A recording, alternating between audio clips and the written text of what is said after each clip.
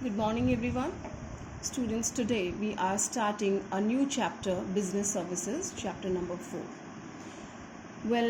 As its name is suggesting, business services, here we will study about the service sector which provides help and support to the trading or manufacturing business. Okay, students, you might have listened about the commerce that we have studied in first chapter, and commerce includes trade and auxiliaries to the trade. Okay, so trade, the term is very clear. Trade means purchasing and selling goods to the customers, and auxiliaries to the trade means aid to trade, helping, support to the trade, right? So these are the activities which make your trading or which makes your manufacturing smooth and easy, right? And these auxiliaries to trade, these are known as business services, and collectively when all these kind of services are getting together, so we call it a service sector, right? So in this service sector which is supporting the business, so many services are including. These are like insurance, banking, warehousing, transportation, communication, right? So these all services are helping the business. Even they are helping the trading business and manufacturing business. Okay, so with the growing scale and the growing requirement of the businesses, these are must. The risk has increased in the society. Due to risk, we have to take the insurance of the goods. Insurance is must, and these days that's not a barter system, and due to the legal requirement also, we have to make the payment through the bank. Okay, and if we require any finance, so we have to take loan from the bank. I mean, most of the transactions are taking place through the bank, so banking services are required, and very soon we will study in detail about all these things. And you will find, students, there is a time gap between the manufacturing and consumption. So where to keep the goods? Okay, the time you have manufactured and the time you are consuming, there is a long gap, so we have to keep the goods safe and secure. So warehousing solves your purpose, right? And communication, here the customer is this is the time of globalization. Okay, the customer is sitting in India and the seller is in Japan, so we don't go to Japan to buy that, this is not possible. Okay, so through the communication system we are just informing and we are getting the things. Okay, and not only on an international level, on the national level you can see, we these days we are prefer online shopping and all, so this is also possible because of your communication system. Okay, I hope it is clear what is business service and what are the parts of this.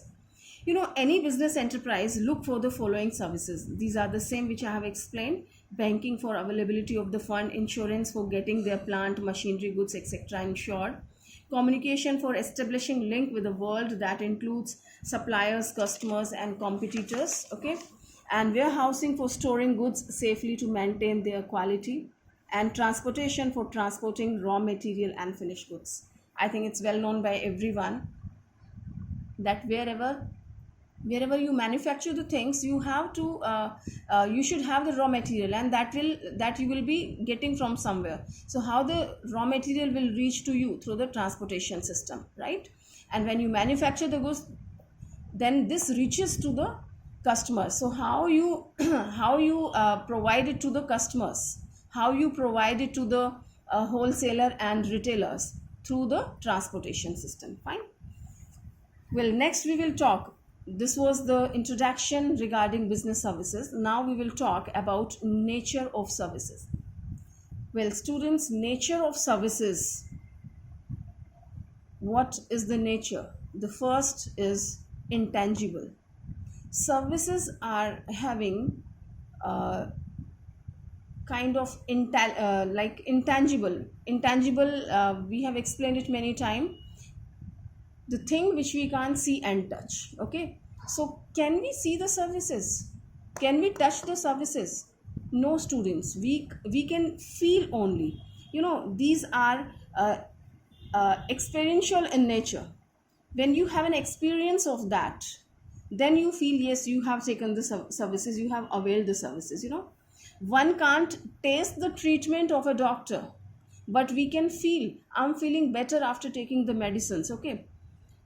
Well, entertainment, let's talk about the entertainment. Entertainment can't be touched, right? We can feel happiness after having the entertainment. So you will find all kind of services, these are intangible in nature, right, which we can't see and touch. Fine. Next is your inconsistency. Inconsistency means it's not a similar kind of thing, having the different according to the taste and requirement of the customers. Well, different customers have different demands and expectations. A service has to be performed according to the demands and expectation of each customer. Well, if you talk about the doctor only, recently we have talked about the doctor, you won't find all the patients are going for the same reason. Everyone, I mean, the different people, different patients may have the different problems. One is going for the fever, another one is going for the vomiting, third one is going for something else. All right. So we have the inconsistency in the nature of the services. If you go to the ice cream parlor, so you will find somebody likes that one, somebody likes another one. Fine. So these kind of things are there, you will find in all the service industry. And here they have taken an example of the mobile services and beauty parlors. When girls visit to the beauty parlor, one is going for the haircut, another one is going for the facial, this and that, right? So they may have the different requirements. Okay. Next we will talk about the inseparability. Separability means separate करना, चीज को अलग कर देना. And inseparability means you can't separate the services from the provider. Okay. Once again, let's talk about the doctor. Here is a doctor, here's a patient. It's not a kind of goods, you just pick up and hand it over to the patient. Okay. If doctor is not available, who will treat the patient? How he will get the services from a doctor? That's not possible, right? So we can't separate the service provider from the service that is attached to the service provider only. So production and consumption are performed simultaneously. For example, automated teller machine may replace the banking clerk for the front office activities like cash withdrawal and check deposit. But at the same time, the presence of a customer is required and his or her interaction with the process has to be managed. Well, here they have taken the reverse example, students. I have given an example of a service provider. Simultaneously, see, it is telling that production and consumption are performed simultaneously, right? It's together. So the if doctor is available and patient is not available, to whom the doctor will treat? That's not possible. In the same way, they have taken an example of the ATM provider. ATM is available, the services are available, but by the time customer doesn't reach to the ATM, the machine is not going to send this money to your home. Okay. So inseparability, I hope it's clear. Next one is inventory loss. Students, I hope you know the meaning of inventory. I have explained in accountancy. Inventory means stock. Stock is your the goods which are lying with you to sell, right? And the goods which are still unsold at the end of the year, these are termed as closing stock. So you can say the closing inventory. Okay. Students, if your goods are, you could not sell out the goods in a particular year, so still we have the stock of goods. Do you agree? We have the inventory, we have a stock. Suppose I was having 500 items and I could sold only 400 items. So I have a stock of 100 items still. Okay. But what happens in case of services? If you could not sell out your services, so you can't store that inventory. Another example. For understanding this statement, I have to quote one another example. Let's talk about a multiplex. Fine. Suppose 100 seats are available in a show. And at a time, 100 people can watch the cinema. And they will buy the ticket, of course, and the money, the people, they are collecting the money. The provider, service provider will collect the money, right? But suppose only 50 people, they have turned up to watch the cinema. So remaining 50 seats are just vacant. Nobody is sitting. No revenue has been generated regarding these 50 seats, right? So are we going to store it for the next show? Can we sell out 150 tickets in the next show? That my last show was, I could not sell out 50 tickets. It was, the seats were empty, so let me refill this time. You have 100 seats only, and these all seats has been filled this time, so you can't sold those remaining 50 tickets in this show. That means you can't store the inventory, you can't store the goods with you, right? So inventory loss, whenever you could not sell out your goods at the right time, so your inventory loss is presumed.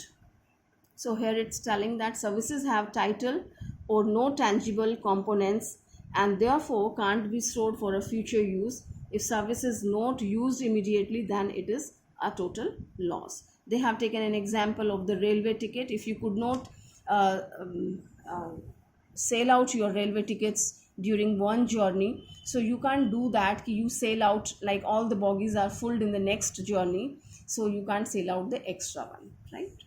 Next one is involvement. It's telling one of the important characteristics of service is the participation of the customer in the service delivery process. Such involvement provides an opportunity to the customer to get the services modified according to the requirements. It is more or less like inseparability. Involvement of the customer is required. If the customer is not involved, how you will sell out your goods, right?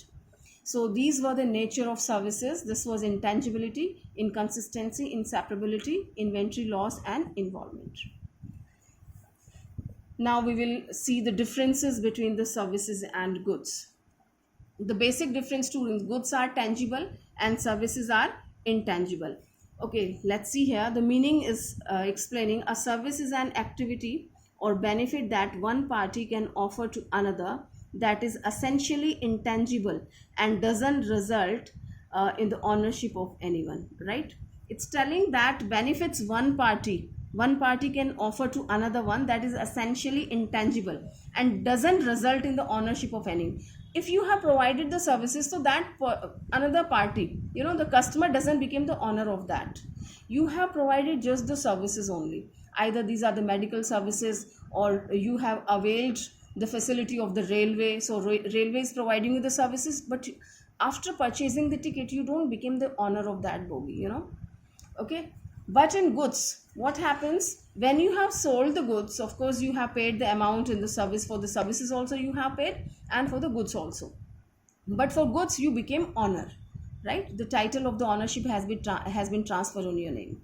So a good is a tangible physical product capable of being delivered to a buyer and involves the transfer of ownership from seller to the buyer, okay.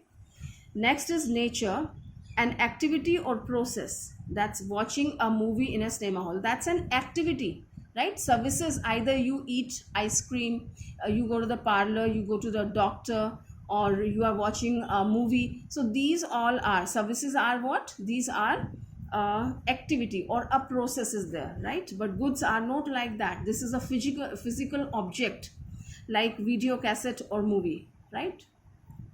Sorry. Video cassette of a movie. So this is a physical object. Next is type. This is heterogeneous and this is homogeneous. Homogeneous means similar kind of thing. Although the goods are different, but all these things are termed as a goods. Some physical item is there. And here the services, these are heterogeneous. You will find the different kind of services are provided at one shop. Even in parlor, if you go to, you will find various kind of services are there. In bank also you go for the different things, right? So different kind of services are provided. Next we have intangibility. We have discussed it in detail. Services, these are having the nature of intangible, right? Like doctor's treatment. And here goods are tangible. The medicine which doctor is storing with it, tablets which doctor is having with it, these are the goods for the doctor. So these are tangible. Fine. Next point is of inconsistency. We have already discussed regarding the inconsistency. Different customers having different demands, like mobile services. They can ask about the different models, things and all. And different customers getting standardized demands fulfilled, like mobile phone. I'm sorry. Here the services, they can ask for the different data, okay, different packages in that, जो हम software provide कराते हैं, okay. And here regarding the goods like your handset, mobile. Fine. Inseparability, these are the same points which we have discussed in the nature of services. Inseparability, services can't be separable from the producer and consumer, and here the things can be separated. Production takes place at one time and there is a long gap between the production and consumption, so both the activities are different, right? It is not necessary that at the time of production customer should be available, fine, but here it is necessary. Inventory, if you could not sell out your services right in time, so you can't store the services, right? Can't be kept in a stock. But here if you could not sell it out, you can store it. Involvement, here the participation of customer at a time of service delivery, self service in a fast food kind of things, it is a must, right? So participation of customer is must, and here involvement at the time of delivery not required. If you are available, that's very fine. If you are not available, no problem, okay, somebody else can have it, or this can be availed otherwise also. So here we have done the differences between services and goods. Now we will talk about the types of business services, although we have talked in brief. Now we will discuss in detail types of banking services. The first one is banking. Students, we know that banking services are very much required in today's era.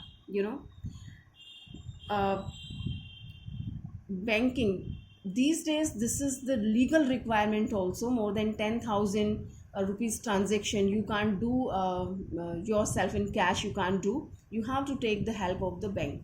These days we are issuing the check to the parties, we are getting the check from the parties directly, they are depositing in our account. Online system is there, online transactions, online shopping, banking is there, okay. We have the e-banking system. And if we want to send the money, there was a traditional time, it was very complicated time when we were carrying the cash from one place to another one. But these days the such things are not there. Heavy amount we have to pay sometime, so we have many facilities available. We have NEFT transactions, RTGS transactions are there, and we can send the money through the bank overdraft also. These are the these are not kind of options.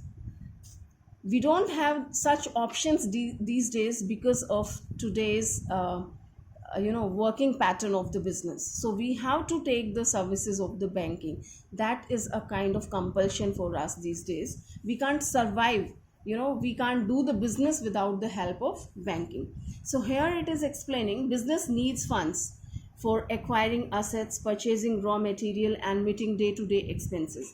Necessary fund in the form of overdraft and cash, credit facility, loan and advances, etc. can be obtained by a businessman from commercial banks. Thus, banking helps business activities to overcome the problems of the finance. This is just only one they have explained. I have told you many kind of things which we are doing through the bank, and really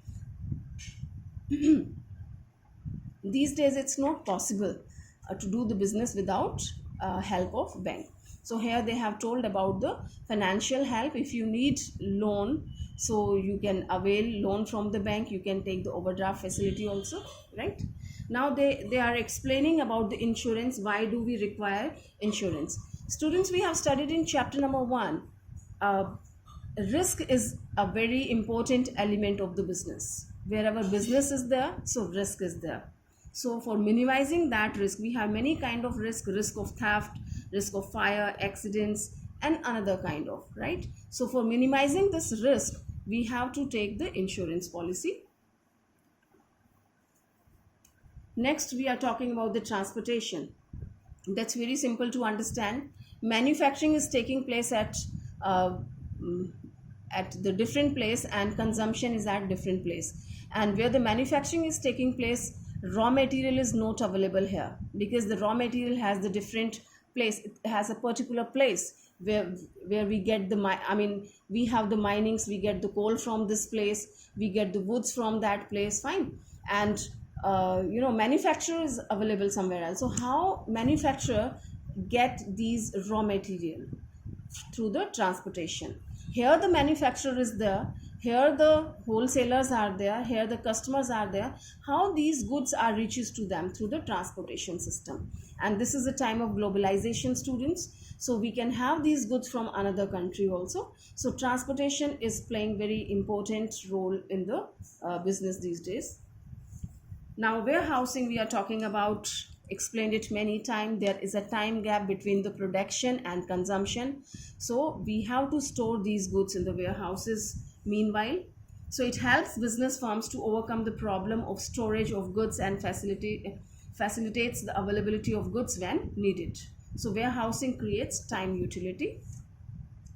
Next we have communication. This also have explained in detail. So communication services like postal services and telephone facilities are helpful to the businesses for establishing link with the outside world, suppliers, customers, competitor, etc., for the quick exchange of the information. This is not the time that you are going and telling them you are placing an order and then you are doing your work. For certain information you are going to the people and then seeking the information. Doesn't happen. You have a very good communication system, you are using that, right?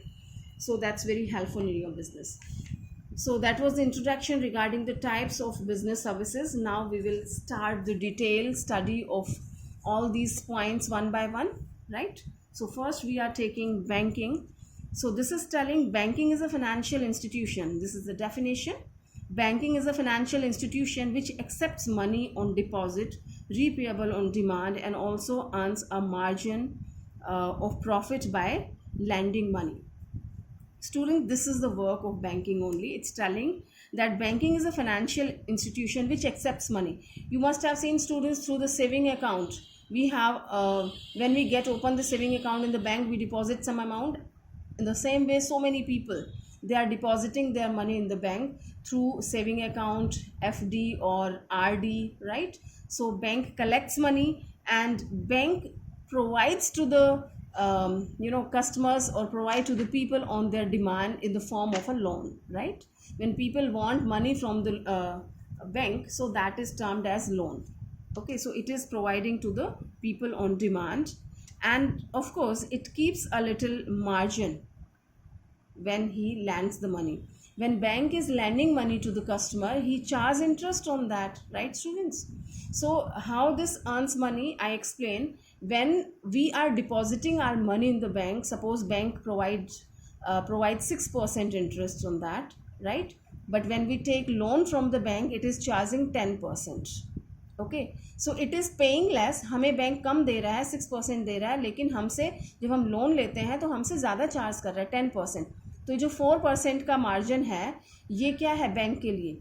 This is a source of income. This is a major source of income for the bank, and it is doing all its expenses so and so, right, students? So here we will talk about the types of banks. We have many kinds of bank. You must have seen in the city.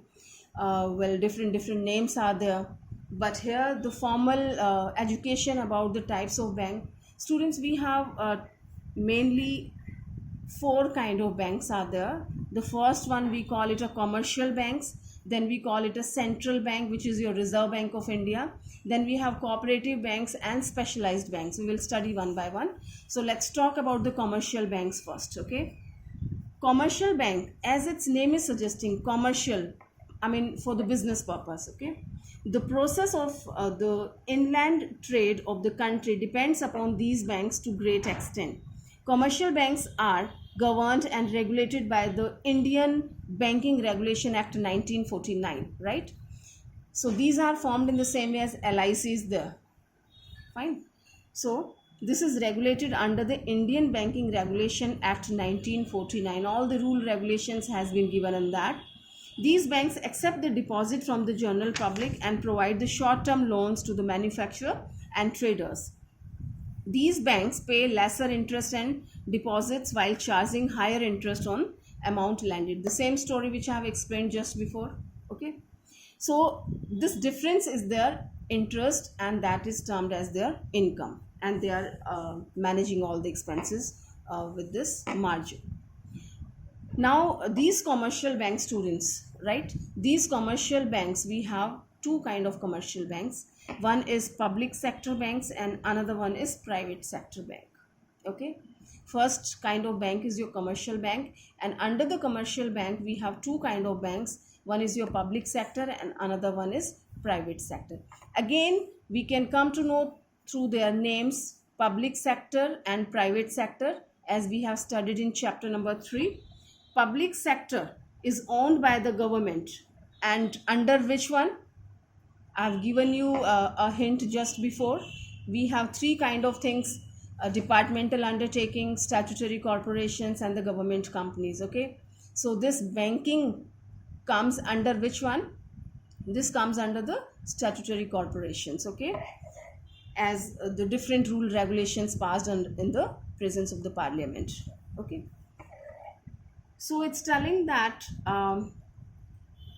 public sector banks are those in which the government has a major stake, and they usually need to emphasize on social objectives than on profitability.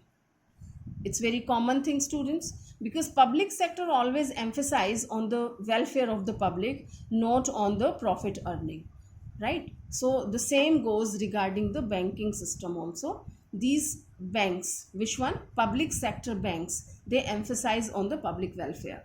And now private sector banks are owned, managed and controlled by the private promoters, and they are free to operate as per market forces. They can do the changes according to their requirement. There are number of public sector banks like SBI, PNB, IOB, etc. These are the public sector, must be knowing: State Bank of India, Punjab National Bank kind of, and other private sector banks like HDFC, ICICI, and this is Kotak Bank. तो ये सारे क्या हैं? ये सारे private sector के हैं. Okay. Now, functions of the commercial bank. Either this is your public sector or the private sector banks are there, right? They perform the same thing. Either you go to the SBI or you go to the Kotak Mahindra. They are functioning on the same basis, right? They are accepting the money as a savings, and they are providing loan to the people. Okay, they are the commercial banks, and their functions are: first one, accepting the deposit. We have discussed it many times. Both kind of banks, they are accepting the deposit from the public and providing them some interest over there. Now, lending money. Now, these banks, accepting the deposit on the saving account, on the FD and on RD. This is the major source of their capital or earning, right? From this money, they are lending to the businesses or the people who are asking for the loan, right? So they are lending money to the people, and they charge interest, higher interest they charge comparatively to the on the deposits. So bank provide the loan in the form of cash, credit, overdraft, discounting and purchasing of bill of exchange. Now, next function is remittance of fund. Students, remittance of fund means, the meaning of remittance means bhejna, paise ko bhejna. See, once there was a time when you are doing business and you want to send 5 lakh rupees to Mumbai. So you used to send some boy, or physically you have to send this money. But these days, banking system is helping you out, right? Through the bank overdraft. Now, what is this bank overdraft? Very soon we will discuss in detail when the point of this bank overdraft will come. So I will explain how this works. So remittance of fund, we have certain other methods also to remit the fund, bhejne ka system, paise bhejne ka system. Next, we have general utility services. Apart from these main services, bank is providing many other kind of services also, like it is providing the locker facility, must be knowing students, and bills payment such as electricity, telephone bill, and your insurance premium and your mutual funds, right? So these kind of things are there. You just give the standing order to the bank, and bank is making payment for all these bills and instructions. Well, buying and selling of shares. You can buy the shares through the bank, you can sell out your shares and the money will be deposited in the bank. So bank is providing it's providing this kind of services also. Fine. And so many other services are there which they didn't mention here. So these all utility services are provided by the bank. So students, that's all here in this book regarding your commercial banks, although there are so many things are there, and we have a complete book on the banking system. Now next we will talk about the central bank. Students, central bank is your apex bank, means the topmost authority in the banking structure. Central bank is the apex bank of banking structure of a country. It supervises and controls the entire banking system of the country. Students, the central bank is Reserve Bank of India. Every country has one central bank, and in our country the central bank, the name of central bank is Reserve Bank of India, RBI, which regulates the exchange rate and which decides the rate of interest and the rates of loan, rates on savings and all that. It decides, it prints the currency. Reserve Bank of India is having the power only to print the currency in the country. Okay, so every country has a central bank. The Reserve Bank of India is the central bank of our country. It acts as a banker of banks and as the government bank. Students, central bank, Reserve Bank of India is the banker, is a bank of bankers, means ये बाकी जितने भी bank हैं उनका भी bank है, right? So we can say that it's a bank of all other banks, and it is a bank of government also. Okay, government has to deal something, it has to provide the funds, so and so this is the bank of government also. It controls all the local and foreign monetary policies of the country. A central bank doesn't deal directly with the public, and its aim is not to earn profit, right students? Its aim is to provide services in the country, many kind of services. It is guiding rest of the banks, making the guidelines for rest of the banks. It is printing the currency notes also. Okay, and it is directing, I mean there is no direct connection with the public. It is dealing with rest of the banks and the government, that's all. Okay, now next one is your cooperative bank. Cooperative banks are governed, this we have already discussed students, in form of business organization. Cooperative societies में हमने discuss किया था cooperative bank. So cooperative banks are governed by the provisions of State Cooperative Societies Act and meant essentially for providing cheap credit to their members. It's an important source of rural credit, agricultural financing in India. I think there is no need to explain it again. Okay. Next and last we have specialized banks. Students, as its name is suggesting, specialized bank, special kind of feature. These banks are meant for the special purpose. These banks provide financial aid to industries, heavy trunky projects and foreign trade. Specialized banks are foreign exchange banks, industrial banks, development banks, export-import banks catering specific needs.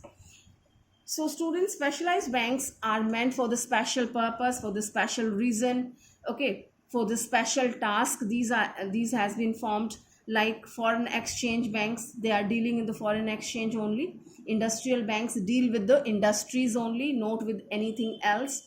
The common people, they can't deposit their money and all. Okay, so development banks, these are formed to for the development of the small scale industries and for the rest of the industries.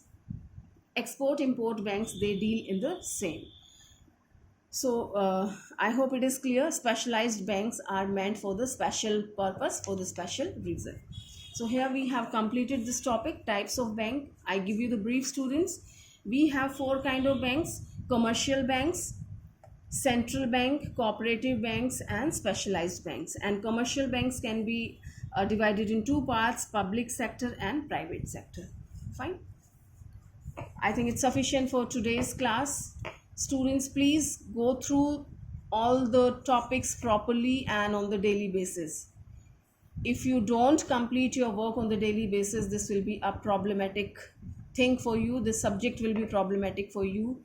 So once again, I'm telling you, complete your written work and learn it and then post it on the WhatsApp on the same day.